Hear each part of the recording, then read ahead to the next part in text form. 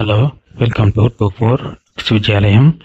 ఈరోజు ఈ వీడియోలో రాష్ట్ర ఎగువ సభ గురించి తెలుసుకుందాం. రాష్ట్ర ఎగువ సభ అయిన విధాన పరిషత్తులో ఉండే సభ్యులను ట్రిక్ రూపంలో ఏ విధంగా గుర్తుపెట్టుకోవాలి, అదేవిధంగా విధాన పరిషత్ కలిగిన రాష్ట్రాలను ఏ విధంగా గుర్తుంచుకోవాలి, అదేవిధంగా రాష్ట్ర విధాన సభలో సభ్యుల పదవి కాలాన్ని కోడ్ రూపంలో ఏ విధంగా గుర్తుంచుకోవాలి అనేది మొత్తం రాష్ట్ర ఎగువ సభ గురించి ఈ క్లాస్లో తెలుసుకుందాం.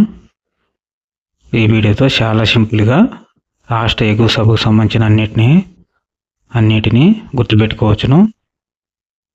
అయితే చూస్తున్న ప్రతి ఒక్కరు కూడా ఈ వీడియోకు లైక్ చేయండి. ఇక టాపిక్లోకి వచ్చేసి రాష్ట్ర ఎగువ సభ. రాష్ట్ర విధాన పరిషత్తులో ఉండే సభ్యులు. రాష్ట్ర విధాన పరిషత్తును రాష్ట్ర శాసన మండలి అని, రాష్ట్ర ఎగువ సభ అని, రాష్ట్ర పెద్దల సభ అని కూడా అంటారు. రాష్ట్ర విధాన పరిషత్తును రాష్ట్ర శాసన మండలి అని, ఎగువ సభ అని, పెద్దల సభ అని కూడా అంటారు. అయితే విధాన పరిషత్తులో ఉండే సభ్యులను గుర్తుంచుకోవడానికి కోడ్ వచ్చేసి ఎండిటి ఎంఆర్ఓలు ఉంటారు.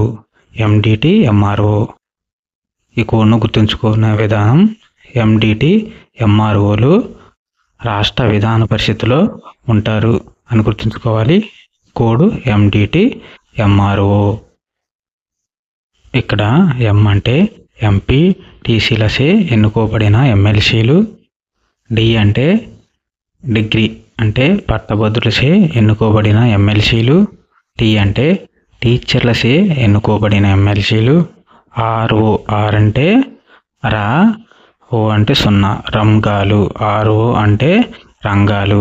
వివిధ రంగాల నుండి గవర్నర్ నామినేట్ చేసిన ఎమ్మెల్సీలు విధాన పరిషత్తులో సభ్యులుగా ఉంటారని ఈ కోడ్తో చాలా సింపుల్గా గుర్తుపెట్టుకోవచ్చును. ప్రకరణ 171లో రాష్ట్ర విధాన పరిషత్ నిర్మాణం గురించి ఉంది. ప్రకరణ 171లో రాష్ట్ర విధాన పరిషత్ లేదా రాష్ట్ర ఎగువ సభ నిర్మాణం గురించి రాజ్యాంగంలో రాయబడి ఉంది. విధాన పరిషత్లో 40 మంది సభ్యుల కంటే తక్కువ కాకుండా, అలాగే విధానసభ సభ్యుల్లో 1/3 వంతు మంది మించకుండా గరిష్ట సభ్యులు ఉండాలి. 40 మంది కంటే తక్కువ కాకుండా ఉండాలి. అదేవిధంగా విధానసభ సభ్యుల్లో 1/3 వంతు మంది మించకుండా గరిష్ట మంది సభ్యులు ఉండాలి. అదేవిధంగా రాష్ట్ర విధానసభ ఉన్న ప్రస్తుత రాష్ట్రాలు గుర్తుంచుకోవడానికి కోడ్ వచ్చేసి ఆ ఉమా బీకం తెలంగాణ మండలంలో చదువుకుంది. రాష్ట్ర సభ ఉన్న ప్రస్తుత రాష్ట్రాలను గుర్తుంచుకోవడానికి కోడ్ వచ్చేసి ఆ ఉమా బీకం తెలంగాణ మండలంలో చదువుకుంది. ఇక్కడ ఆ అంటే ఆంధ్రప్రదేశ్, ఓ అంటే ఉత్తరప్రదేశ్, మా అంటే మహారాష్ట్ర, బి అంటే బీహార్, క అంటే కర్ణాటక, తెలంగాణ అంటే తెలంగాణ, మండలం అంటే శాసన మండలి కలిగిన రాష్ట్రాలు. మళ్ళొకసారి చూద్దాం. రాష్ట్ర విధానసభ ప్రస్తుతం ఉన్న రాష్ట్రాలు వచ్చేసి గుర్తుంచుకోవడానికి కోడ్ వచ్చేసి ఆ ఉమా బీకం తెలంగాణ మండలంలో చదువుకుంది. ఆ అంటే ఆంధ్రప్రదేశ్, ఓ అంటే ఉత్తరప్రదేశ్, మా అంటే మధ్యప్రదేశ్ కాదు మహారాష్ట్ర అని గుర్తుపెట్టుకోవాలి. బి అంటే బీహార్, క అంటే కర్ణాటక, తెలంగాణ అంటే తెలంగాణ రాష్ట్రం, మండలం అంటే శాసన మండలి కలిగిన రాష్ట్రాలు అని గుర్తుంచుకోవాలి. కొన్ని ముఖ్యమైన పాయింట్స్ చూద్దాం. శాసన మండలి నిర్మాణం తాత్కాలికమైనదే. రాష్ట్ర ఎగువ సభ నిర్మాణం తాత్కాలికమైనదే. పార్లమెంట్ ఒక చట్టం ద్వారా మార్పులు చేయవచ్చును. ఎవరికి ఓటు హక్కు కల్పించాలి అనే అంశంపై రాష్ట్ర శాసనసభ చట్టాలు చేయవచ్చును. ఎగ్జాంపుల్ చూసుకుంటే ఏపీ, తెలంగాణలో స్థానిక సంస్థల సభ్యుల చేత ఎన్నికయ్యే ఎమ్మెల్సీల ఎన్నికల్లో గ్రామ సర్పంచ్, పంచాయతీ వార్డు సభ్యులకు ఓటు హక్కు కల్పించలేదు. కానీ కర్ణాటకలో ఓటు హక్కు కల్పించారు. కనుక రాష్ట్ర ప్రభుత్వం కాలానుగుణంగా వీటిని మార్పులు చేయవచ్చునని గుర్తుంచుకోవాలి.